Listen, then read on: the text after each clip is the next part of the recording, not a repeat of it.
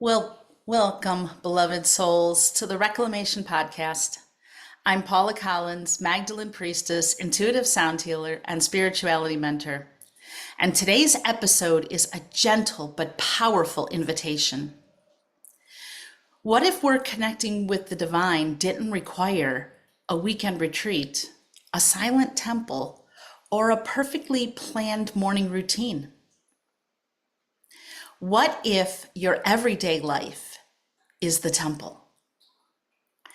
In this episode, we're diving into sacred rituals you can weave into your everyday life, even in just 10 minutes, to help you return to yourself, to spirit, and to the deepest truth, your deepest truth.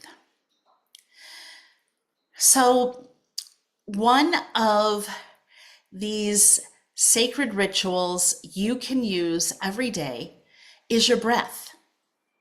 Because your breath is a portal to presence. Think about that. Your breath is a portal to presence.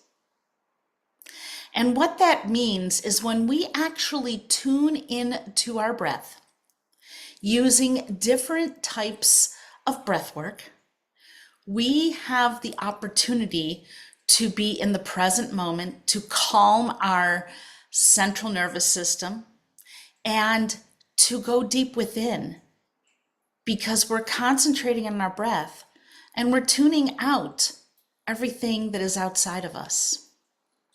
So I want you to do something for me. Close your eyes right now if you can, if it is safe.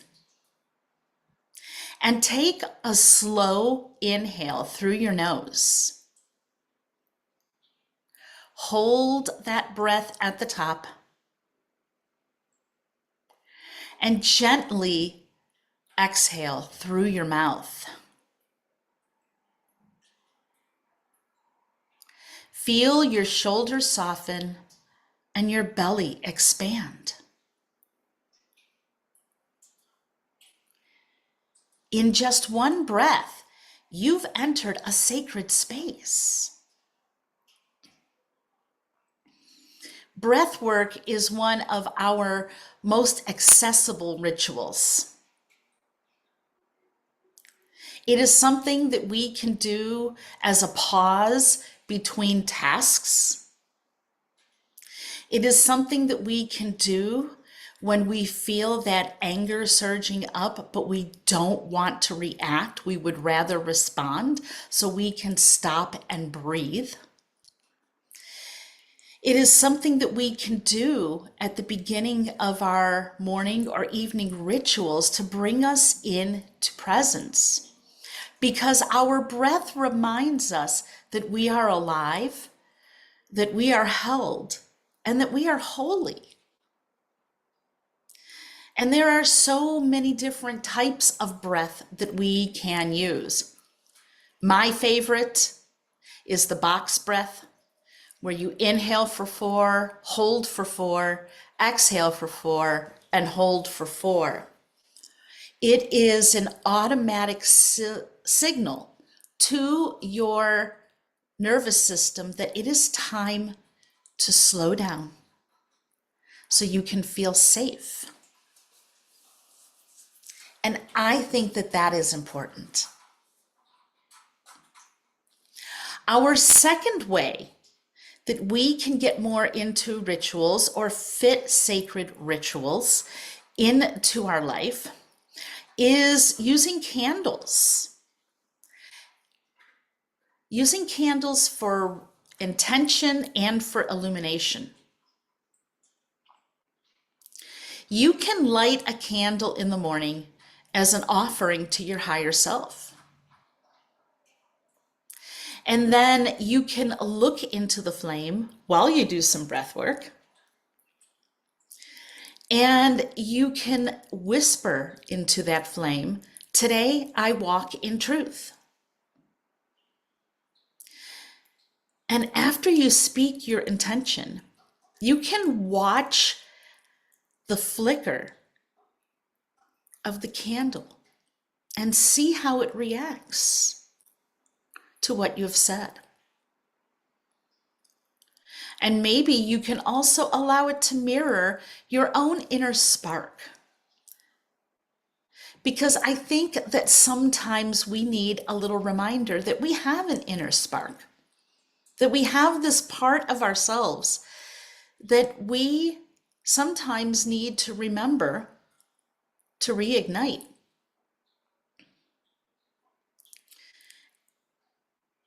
And different color candles can mean different things. But it's okay if you don't want to go out and buy several different colors of candles. A white candle works for everything.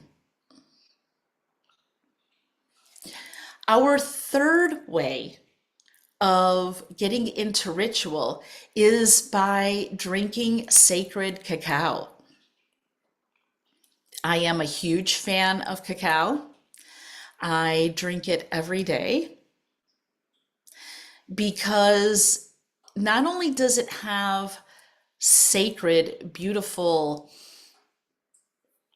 divine qualities to it to help us connect to our heart center and to our higher self, but it is also so incredibly fantastic for our physical, mental, and emotional bodies as well. So you can take time to brew a warm cup of cacao made with intention.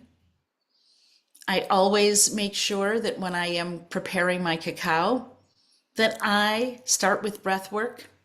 I might use my chimes or a drum, and I speak and add energetic intention to it as it's being prepared, because for me, it is a sacred drink. And once it's prepared, you can hold it to your heart and feel the warmth of that cacao, but you can also bow your head to it and inhale its aroma to get your first exposure or experience for the day with it. I like to close my eyes when I'm doing this, so I can use all of my senses to connect with my cacao. I can feel the warmth in my hands. I can inhale its scent. And you can even start with a beautiful little invocation, something really simple, such as, with every sip, I nourish my soul. And even 5 sacred minutes with your cacao can reset your energy. It really can. Then there is sacred journaling. I know that many of you probably already have a journaling practice. Maybe you read something from a devotional, or you draw your oracle cards or tarot cards, and then you write about it. But I like to do something called soul journaling. And that is where I come into presence. I do some breath work. I light my candle. I drink my cacao. That's all part of what I do. But then I sit and I ask myself, what do you need today? Or what is a message that you have for me? And then I just allow my pen to move. I don't censor what I'm writing. I don't judge it. And that took me a while because I was an English teacher. But I stopped worrying so much about sentence structure and punctuation and capitalization and spelling, and I just allowed my soul to speak to me. Because when we do that, the pages of our journal become portals. They become this conversation with our inner oracle. And it allows our heart, our soul, the divine, to speak directly to us because we become so much more open to what messages there are for us. You can even put a question at the top of your page. Maybe something has been on your heart and you're not exactly sure what to do about it or how to do it. And maybe you don't want to talk to somebody. So you write the question, you do your breath work, you light your candle, maybe you're sipping cacao, maybe you're sipping tea. And then you ask the question, you close your eyes for a moment and just settle into presence. And then you just start writing and you allow your heart to speak. See, I think sometimes we think too hard when we sit down to journal. And that's what causes writer block. But when we just sit in presence and we allow the divine or our beautiful souls to speak to us without any expectation, we become almost surprised at what flows out of us because we forget how much inner wisdom we have within. We forget that everything that we have encountered throughout our life, whether it's good or whether it's bad, rises up for us. Another beautiful ritual that you can do is to create beautiful altars in your house. I have one altar that pretty much stays the same all the time, and it is my prosperity and abundance altar. On it, I have some money. I have crystals. I have pictures of my favorite goddesses. And that is where I go and spend some time, especially on the first of the month, to think about how I want prosperity and abundance to show up for me. And it's more than just about how much money am I going to get, because we can have an abundance of love, an abundance of friends, an abundance of free time, abundance of sunshine, abundance of peace, right? There are so many things that we can call into our lives in abundance. So I have that one altar. My second altar I have in my house is seasonal. In fact, I'm getting ready to dismantle my Bealtaina altar, and I'm getting ready to create my Litha or summer solstice altar. Now, your altars can be as simplistic as you want, or they can be as ornate as you want. When mine started, I had a few crystals, I had a plant, I think I might have had an oracle card or something. I would put flowers on it and I would dedicate it for something. Now that I've been at this for a while, I have beautiful altar cloths. I put crystal grids on them, and they become very intentional with whatever crystals I'm putting on them, trying to make them capture the theme or what I want it to be. But all you really need is some crystals, maybe a rose or rose petals, a feather, a shell, an acorn. You can use pine cones. You can use a rock that you find when you're walking outside because it caught your eye. Maybe you found a cool leaf outside. You can put that on it. You can add anything from nature, really. The more natural things you have on your altar, the better. Mine has a bell, mine has an altar broom. I have several different things on my altar. And you can make your altar as large or as small as you want. You can have a shelf, or you can put it on your windowsill, and that is your altar. In my car, I have a little bag that hangs from my turn signal. And in that bag, I have some crystals and some other mementos, and that is my altar in my car. It can be as simple as that. They don't have to be huge, or they can. It's up to you. You can add photos of ancestors or loved ones who have passed away, asking for their guidance. You can add goddess cards to it, asking for their guidance. You can put handwritten prayers or affirmations on it. Maybe you're getting ready to start a devotion to sacred cacao, and you start by putting some cacao discs on your altar as a way to remind you that this is something you want to bring into your life. And make sure that your altar is somewhere where you can see it, because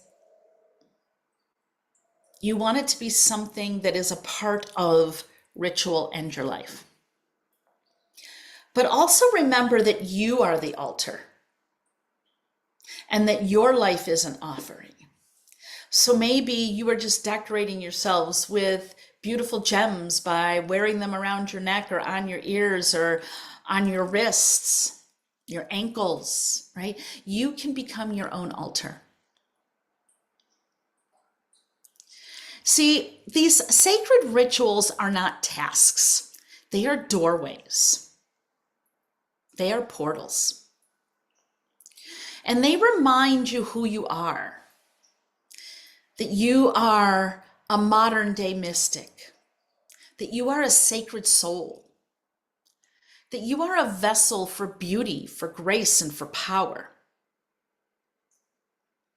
And you don't need hours to bring sacred rituals into your life. You just need a few minutes every day. And you don't need perfection to bring sacred rituals into your life. Just do them perfectly imperfect.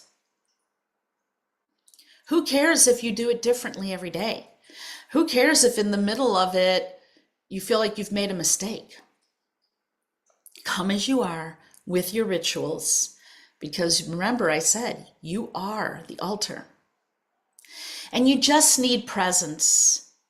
You need a willingness to return to yourself, a willingness to return to the divine. Because when we are willing to do something, and we are openly choosing to do it on our own, not out of obligation, but out of devotion, it changes what that ritual is like and how we show up for it. If we say to ourselves, oh, I have to sit and I have to do my mantras and I have to do my reading and I have to do my journaling and I have to listen to this meditation and I have to do it this certain way and I have to make sure I have everything perfect, then it becomes a job. It becomes a chore. And it's no longer something that is sacred. My rituals are different every day. I used to be someone who made sure that they started with doing their grounding, putting up protections, doing the breath work, calling in the angels and the guides and the ancestors, making sure that I saged my spot and that I had all my crystals and that my candle was lit. And then I would go into my breath work, and then I would do my mantras, and then I would do my meditation, and then I would do my sacred reading, and then I would do my journaling. And I made sure that it was perfect like that every day. And all of a sudden, after a while, it became too much of a routine and not a ritual. And so I change it up every day.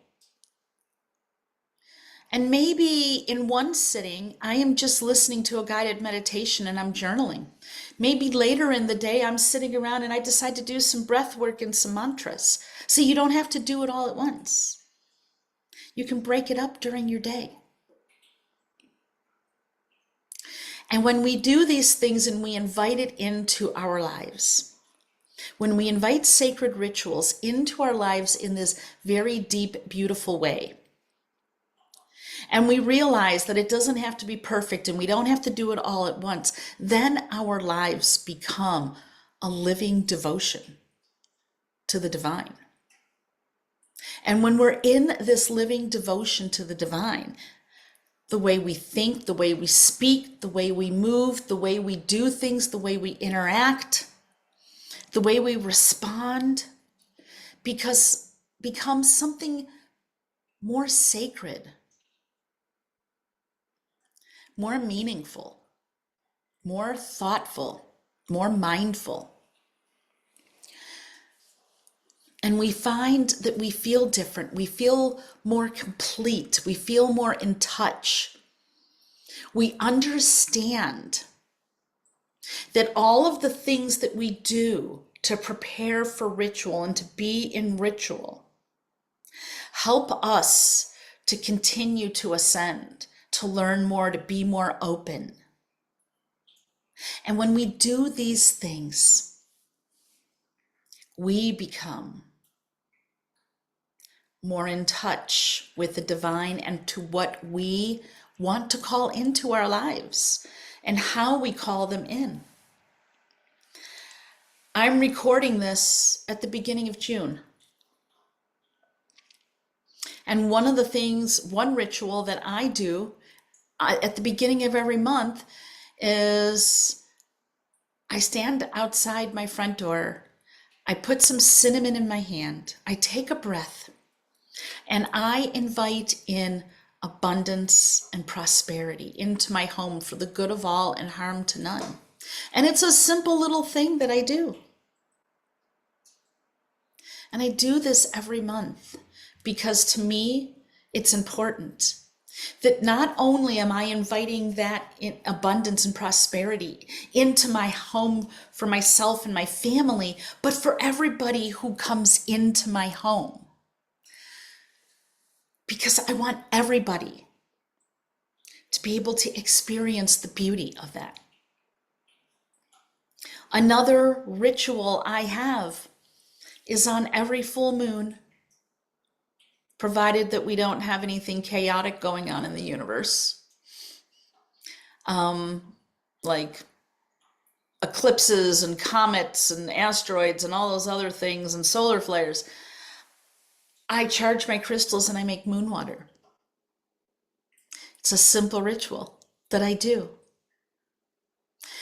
These are things that I get to pass on to my family and to my friends. And they are things that you can pass on to your family and friends. It's things that you can get together and do. Many times I get together with friends and we do a really simple ritual. We'll come up with a reason to do a ritual.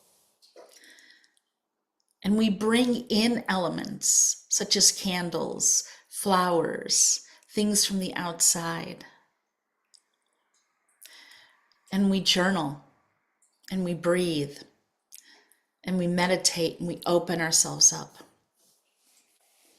So out of the things that I have shared with you, breath, candle rituals, sacred cacao, soul journaling, altar making, blessing your home the first of every month, making moon water, charging your crystals.